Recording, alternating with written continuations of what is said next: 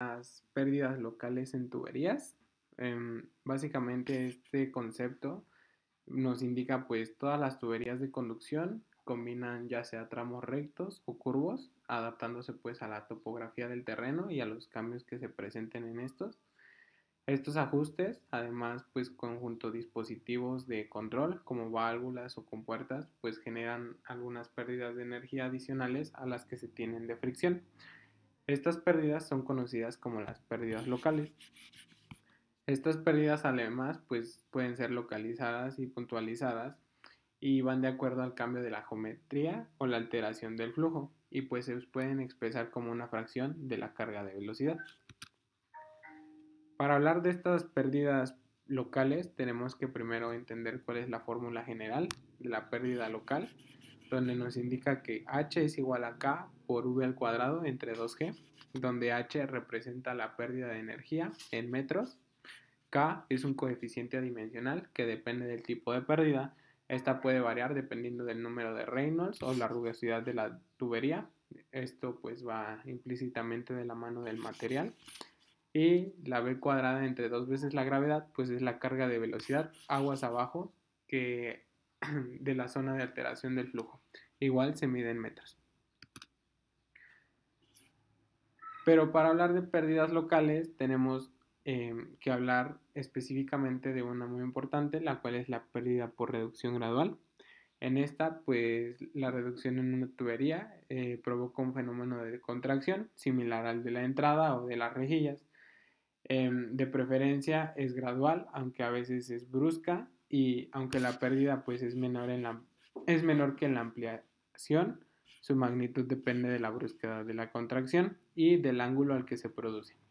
Para evitar pérdidas significativas, el ángulo de estrechamiento no debe exceder un valor recomendado.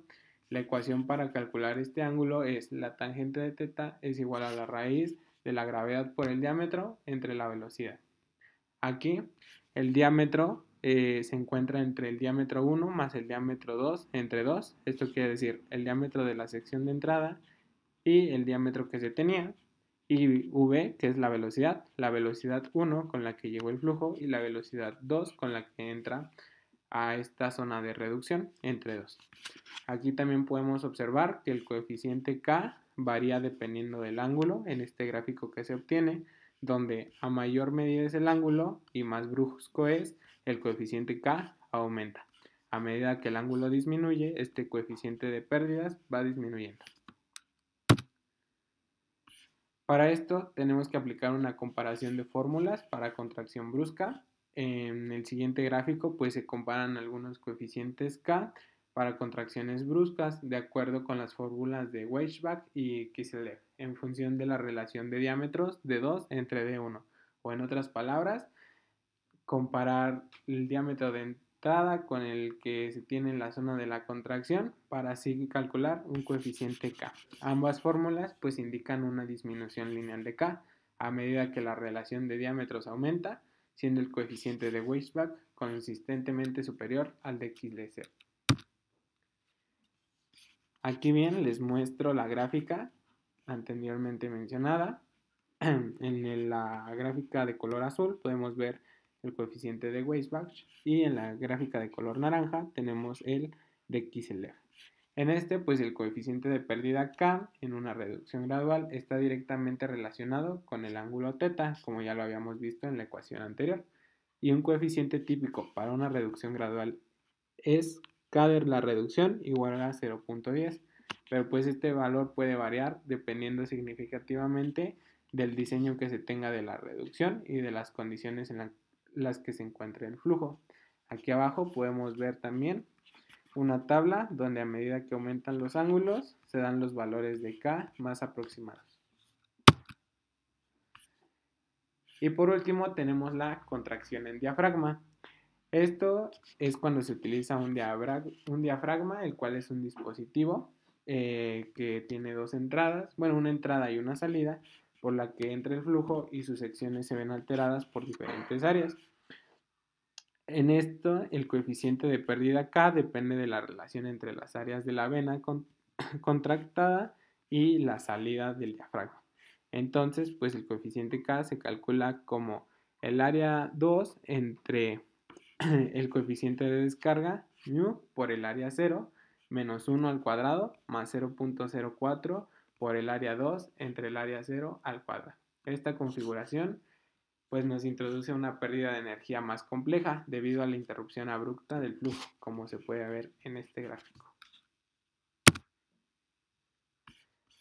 El coeficiente de pérdida acá en la contracción también nos muestra cómo varía en función de la relación de áreas. Entonces, pues para diferentes tipos de contracción se observan tres diferentes curvas principales. De su lado derecho aquí encontramos un diagrama también donde está el ángulo, viene una velocidad, un área y entra a otra sección donde tenemos otro ángulo y otra área. En estas curvas podemos observar que tenemos la curva de Weisbach, en donde se muestra la disminución lineal de K, la del diafragma, que representa los valores de K más altos, especialmente para relaciones de áreas bajas, y la contracción brusca, que se sitúa entre las dos en un comportamiento similar al de Weisbach, o sea, lineal.